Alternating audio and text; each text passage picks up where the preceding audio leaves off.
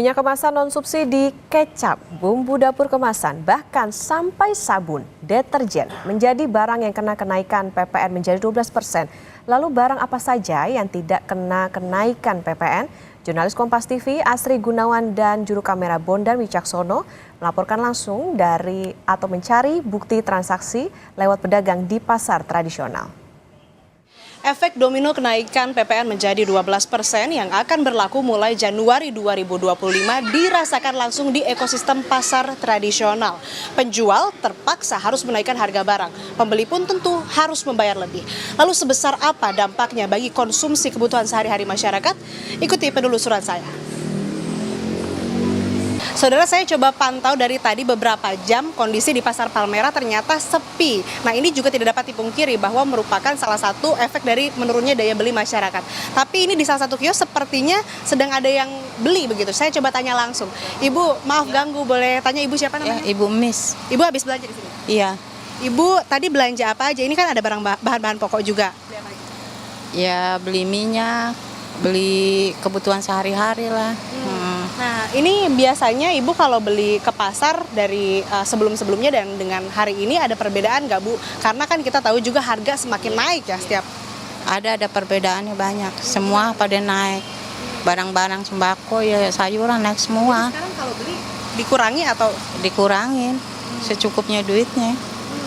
Ibu tahu nggak nanti akan ada kenaikan PPN 12% mulai Januari. Jadi otomatis harga barang juga akan naik. Udah tahu berapa lagi? Belum. Belum tahu. Tanggapannya gimana, Bu, kalau barang-barang naik lagi harganya? Ya repot juga ya kalau yang nggak ada pencariannya ya, kasihan ya. Jadi belanja-belanja dikurangin lah. Bisa ngatur pengeluaran sama pendapatan ya. Oke, Bu. Tadi udah belanja berarti ya, Bu? Udah. Oke. Makasih, Ibu. Semoga juga harga yang nanti ditawarkan ataupun kenaikan PPN juga memihak kepada masyarakat. Kalau bisa diturunin, jangan naik terus, kesian rakyat kecil udah nyari uang susah kan. Iya. Terima kasih ya Ibu untuk waktunya. Iya Pak. Saya coba tanya langsung ke pedagang. Kira-kira barang apa saja yang terkena PPN dan nanti harganya ikut naik kalau PPN naik pada bulan Januari. Bapak, maaf ganggu, mau tanya Pak, dengan Bapak siapa? Bapak Coki. Pak Coki, ini barang-barang yang Bapak jual, ini sebetulnya yang harganya akan naik karena kena PPN apa aja? Ini barang sih sebenarnya kena PPN semuanya. Ini yang ini semuanya kena ya kan. Yang nggak kena cuman beras, gula, sama satu lagi. Ini garam nih gratis, nggak kena pajak. Berarti yang nggak kena PPN cuman garam, gula, dan beras. Ada bukti pembayaran gitu nggak sih Pak kalau misalkan Bapak tuh bayar PPN-nya untuk barang-barang yang lain? Iya, boleh. Jadi kalau transaksi itu saya bayar PPN langsung ke produsen. Misalnya saya belanja 2 juta terus dikenain PPN 11%, ya kan kemarin tuh. Berarti saya bayar 2 juta 210. Nah itu dikenain. Saya boleh lihat Pak? Ada banget. Oh oke, ini bukti pembayarannya ya Pak. Ini untuk pembayaran apa aja? Transaksi semuanya dari. Coba saya boleh lihat.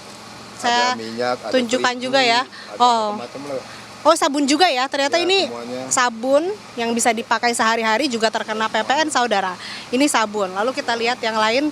Ini beras. Nah, kalau beras ini tidak kena PPN. Ada berarti tidak semua ya. Nah, kalau ini selanjutnya tepung kena PPN. Ini juga ya. Ini kalau gula tidak terkena PPN. Ini gula 0% PPN begitu ya Pak. Nah, ini Bapak sebetulnya kan kenaikan PPN juga sebelumnya sudah terjadi ya, 10% jadi 11%. Yang dirasakan langsung sama pedagang seperti apa Pak? Sebenarnya kalau misalnya pajaknya kecil sih, misalnya di bawah 5% atau 3% nggak pengaruh ya. Pedagang juga biasa-biasa aja, tapi kalau ini kan udah 10 ke atas nih kelihatannya berat. Jadi kita juga modal nambah terus, pembelinya nggak ada.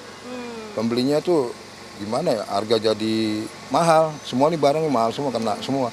Yang kecuali yang tadi disebutin nggak kena yaitu gula, beras, sama garam lah, itu doang. Yang lain kena. Artinya dengan ada kenaikan PPN, Bapak harus naikin harga, terus jadi mahal, pembeli juga jadi sedikit gitu? Ya, otomatis saya hitung dulu dari pajaknya ya kan. Misalnya besok 12% ya saya naikin dulu 12% ya itu. Baru kita jual, kita ambil untung nggak jauh-jauh sih dari pasar, cuman ya sekitar 5% ke bawah. Nah, pendapatan Bapak gimana nih selama ini? Dari mungkin karena ekonomi sempat goyang karena COVID, gimana Pak? Boleh cerita nggak? Jadi selama COVID ini ya semua pedagang ya, bukan kita aja, pasti ya semua ngerasain, karena juga produsen juga merasakan penagihannya juga, tadinya 1 M atau sekarang 200-300 semua merasa. Ya karena ditambah lagi pajak makin naik, makin sepi. Pendapatan kita cuman ini standar masih 25%, 30% lah. Biasanya omset kita kan misalnya 60, atau misalnya kita mendapat nih 3 juta atau 4 juta, 5 juta, sekarang ya tinggal seperempatnya doang. Tinggal seperempatnya, cukup drastis ya Pak. Belum ada setengahnya. Cukup turun juga. Ini kondisinya dari COVID tahun 2020 atau dari tahun berapa? Kalau COVID pertama, kedua masih ada sisa-sisa uang orang kali ya.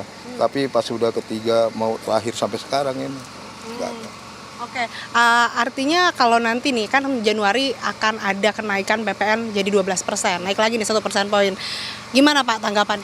Ya semakin sepi, semakin UKM semakin merosot, makin nggak bisa berjalan. Pedagang-pedagang misalnya di pinggir-pinggir jalan, nasi goreng atau apapun tuh, karena bahannya udah naik begini, mau jual ke berapa ke masyarakat. Dan bahan-bahan yang kena PPN juga ini bisa ditunjukkan Pak, ini ya, minyak goreng. Yang saya sebutin itu aja tadi. Minyak goreng, bumbu dapur. Kecap apa segala macam, itu santan apa semuanya kena, ini juga teh juga semuanya. Bahkan sabun mandi, sabun cair Ini juga ini semuanya. Oh, semuanya kena. Harapannya Pak sebagai pedagang dengan kondisi perekonomian yang sudah tidak stabil bahkan dari COVID begitu ya Pak. Apa harapan dari Bapak untuk pemerintah, atau mungkin Bapak ingin ditunda dulu lah kenaikan PPN ini atau gimana?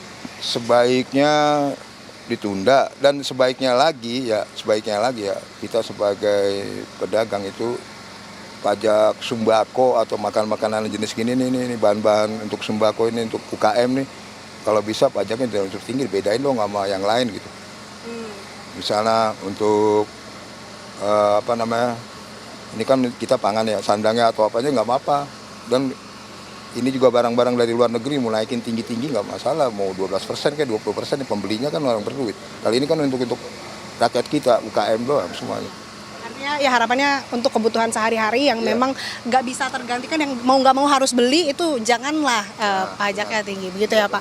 Makasih ya Pak Coki sudah berbagi bersama kami.